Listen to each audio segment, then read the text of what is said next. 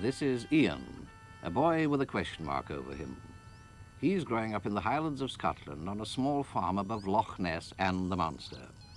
What does the future hold for Ian and for thousands of other youngsters like him in this remote corner of Britain? I call the Highlands the wild northwest, Britain's underdeveloped country. 9 million more or less barren acres, less than one person to the square mile. Down in the built-up south, there are 500 people to the square mile. And as the towns expand, they smother the farmlands which we need to provide our food. But look at the Highlands. This was Ian's first school, now closed for lack of pupils. 20 years ago, there were 100 children in the school, all from this one glen. What's gone wrong up here? Are we throwing away resources the nation can use? If we have work here in the Highlands, the kind of work that we need, we'll have the people here. It's just as simple as that. Well, I would like to see more people come to the Highlands for their holidays to appreciate the beauty that we live in all the year round. Quite often a seller with animals in the market has to take a smaller price for his stock than he would have done because he can't afford to take them home with him again. I don't think there's the same community life today as there is in the old days.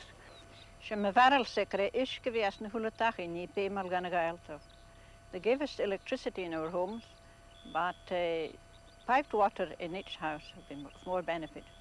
Well, the trouble with the Highlands is that there's no opportunity for the young people, when leaving school, to follow a trade. I'm going to go to the East Coast and be a civil engineer, going to towns. There's no jobs in my village, just where to go. Just into the towns and learn a good trade. I'm more interested in instilling Gaelic culture and traditions into the youth. Agriculture is obviously the basic industry of this place. And that should be developed first, if possible. I don't know how, don't ask me how. As far as the hotel industry is concerned, my directors and myself have the feeling that if we were allowed to close legally during the winter months when we definitely lose money, it would help in this respect that we would be able, in all probability, to reduce prices in the season time. These people live with the Highland problem the whole year round. What are we to make of the wilderness that Britain insists on maintaining north of the Caledonian Canal? The sportsman regards it as a wonderful playground, a kind of vast holiday preserve.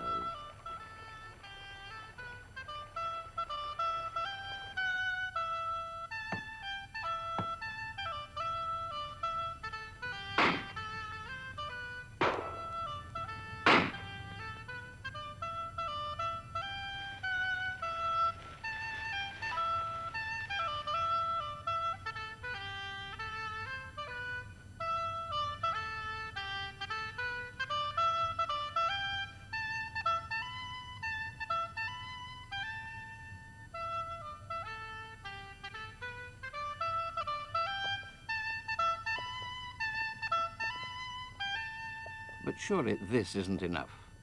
What can these happy hunting grounds add to the real prosperity of hundreds of square miles, country which used to be the home of a hardy race with a long history and a distinctive way of life?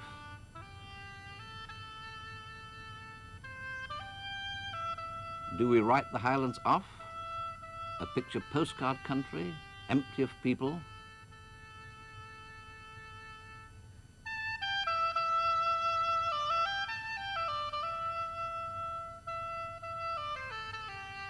Nowadays, it's only at holiday time that the Highlands are repopulated. From the overcrowded cities of the south, from the lowlands and from overseas, visitors flock in, enjoy themselves, and migrate south again like the birds. But some do stay. Young Ian's father and mother, for instance.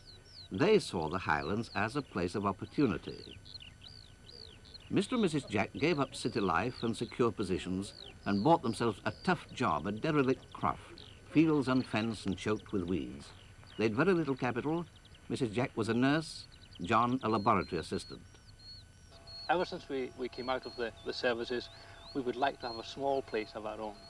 And we saw this place 5 years ago. We saw it advertised and we thought, well, we might as well do it now. If we don't, we'll never do it. So we just left the town, and we've been out here, as I say, for 5 years, and we have no regrets. Certainly it's been very hard work. It is hard work. It's morning till night.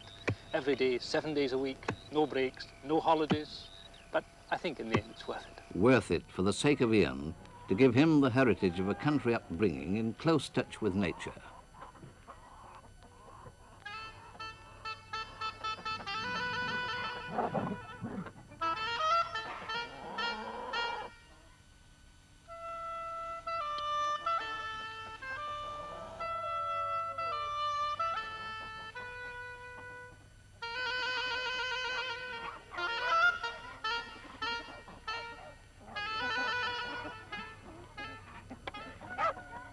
There's a job for everyone, and while a boy's working, he's unconsciously learning and preparing for his future.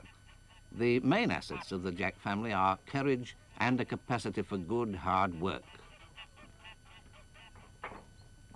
A flock of goats is a rarity in the Highlands, but until the Jacks can afford to improve the grazing for cattle and fence their fields to contain them, the goats have free range like the other family pets.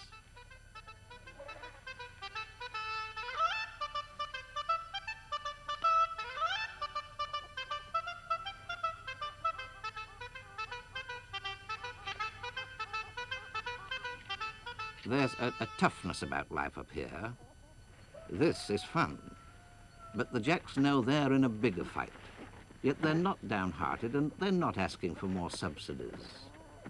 Both my wife and myself have had to go to work in order that we can, with our salary, put money into this place in the hope that at the end of, say, 5 or 10 years, maybe at the most, this place would be self-supporting. The main idea, of course, is to get as much of this land as we can under grass. And with the grass, we then can put cattle. And I think it is in cattle and in young calves that the future, at least our future, lies anyway, and the future of many small people. Some big people think the same way. Plenty of folk said that cattle ranching wasn't possible in the Highlands until Joe Hobbs, a whiskey distiller with a Canadian background, set about it.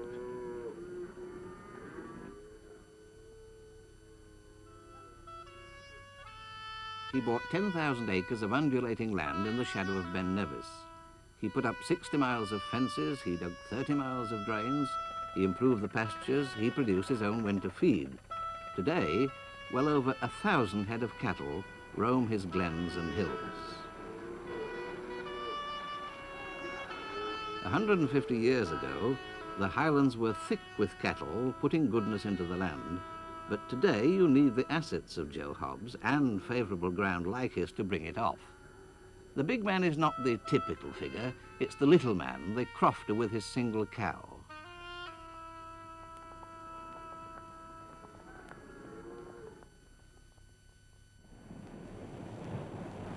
I came to the wild northwest at this Atlantic gateway to look into the crofting situation. Here's Loch Hugh, which was a vital wartime convoy base. On the east shore, there's still an Admiralty depot. It gives jobs to 50 local crofters. For a crofter, a second job means prosperity and land in good heart. But without a second job, well, it's a struggle. The east shore has jobs and prosperity, but the west shore of Loch Hugh has no naval base.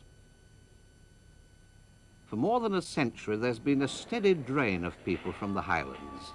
Men go where they get jobs. That's probably why there's a Caledonian Society in every corner of the globe.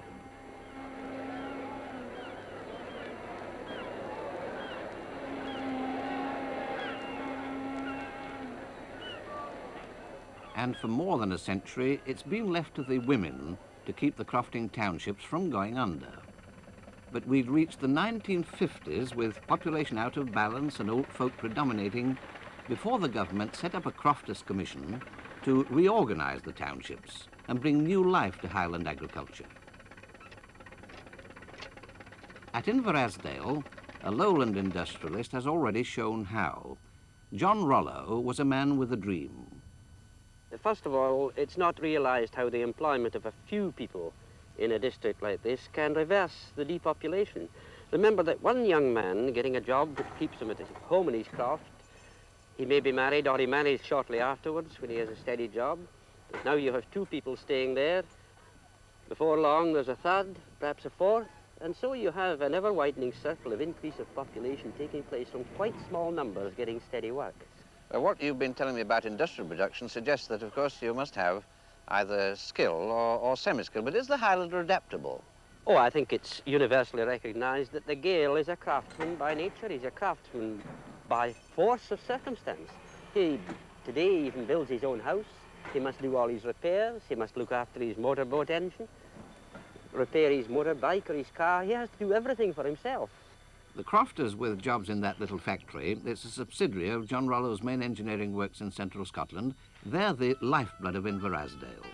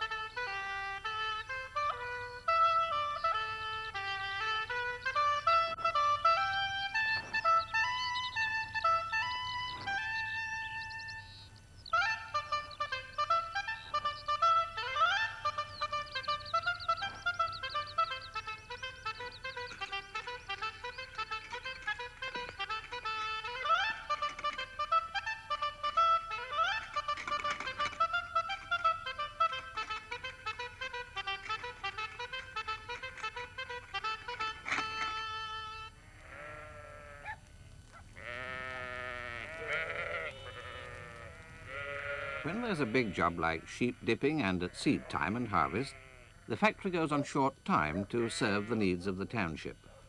And cooperation doesn't stop at this sort of thing. They've also organised themselves into a crofters cooperative so as to be able to buy farm supplies in bulk and therefore cheaper.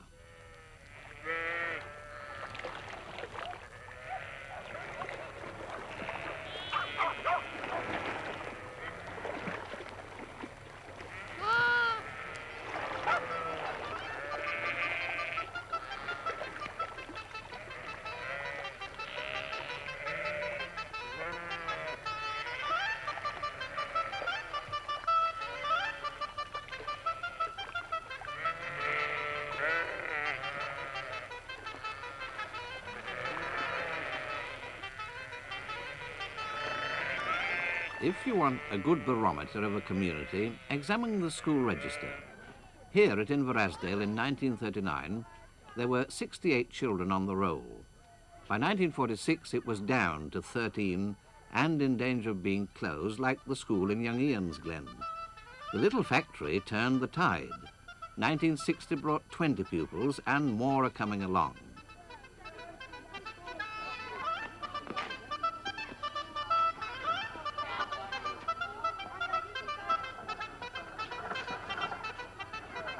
In fact, at Inverasdale, I could see John Rollo's dream coming true. But why isn't it happening everywhere? One reason is the bleakness. In places almost a lunar landscape, and yet it needn't be so. If you provide shelter from the salt of the Atlantic winds, you can work a miracle. Osgood Mackenzie did it with trees 100 years ago. He enriched the soil with seaweed. Today, tropical plants thrive there in the open. And bear in mind, this is more than 600 miles north from London. And it was a surprise to learn that this bit of coast, even in winter, is no colder on average than the Scilly Isles.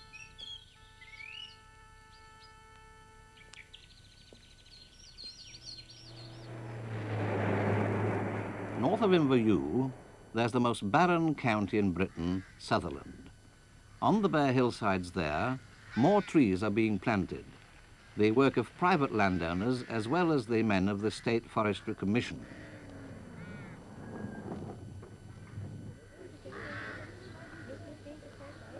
I'd gone over the ground, rough tracks, desolate moors and lonely glens, all being transformed into forest land by men like Duncan MacRae. Well, these trees round about us here have been planted 10 years ago. And no forester is fortunate enough to see the trees that he plants come into complete maturity. You don't plant all at once. First you fence to keep out the deer, rabbit, sheep, all the beasts that would eat your young plants. Then you drain and plough.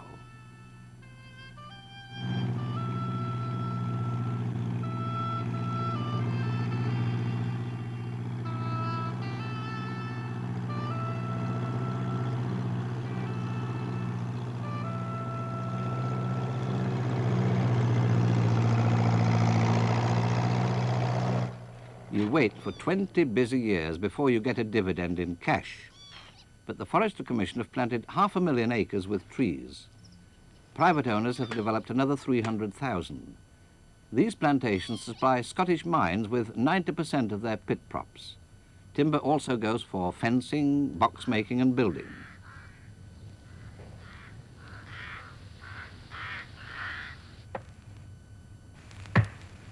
And with bigger timber coming off, there's a factory now at Inverness for a new type of board. Plans are being made by a group of British firms to set up a big wood pulp mill near Fort William.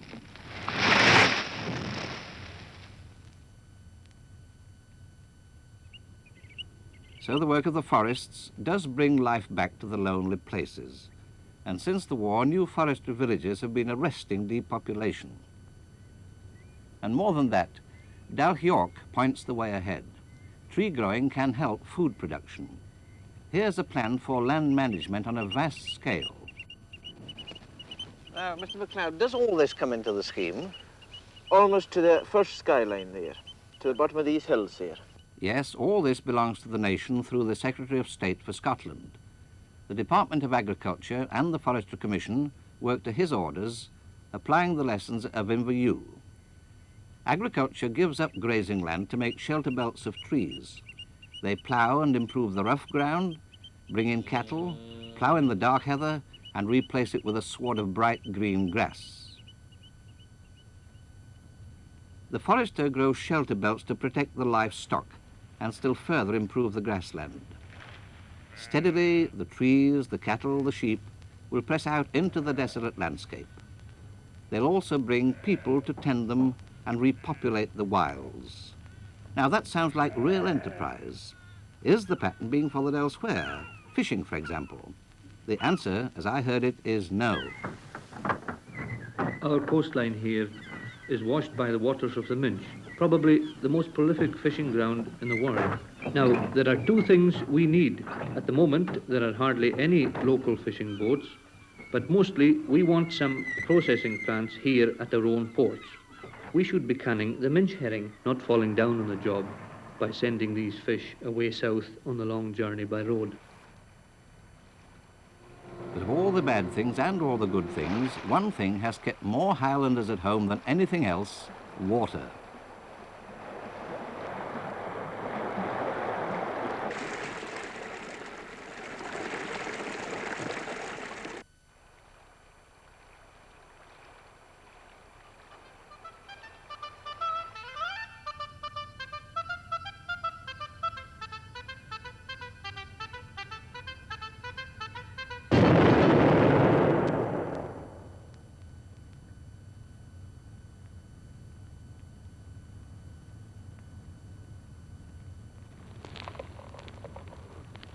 He's ruined the landscape. For years, every scheme to electrify the Highlands was blocked by that same cry. But to the young engineer who inspects the result of his blast, he thinks not in terms of beauty destroyed, but of power, wealth and utility created by the North of Scotland Hydroelectric Board. On a scale bigger than America's Tennessee Valley Authority, the hydro men dam the torrents, tunnel the mountains and drown whole valleys under huge lochs. All this makes jobs for local men on their own doorsteps.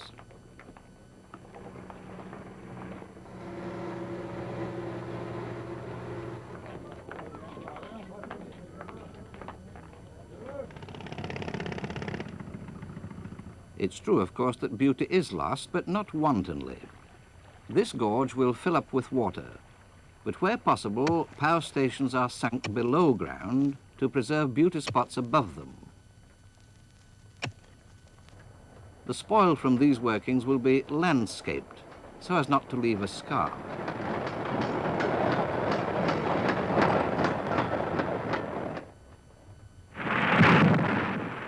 You can't hide a dam, of course, but you can build it to a handsome design.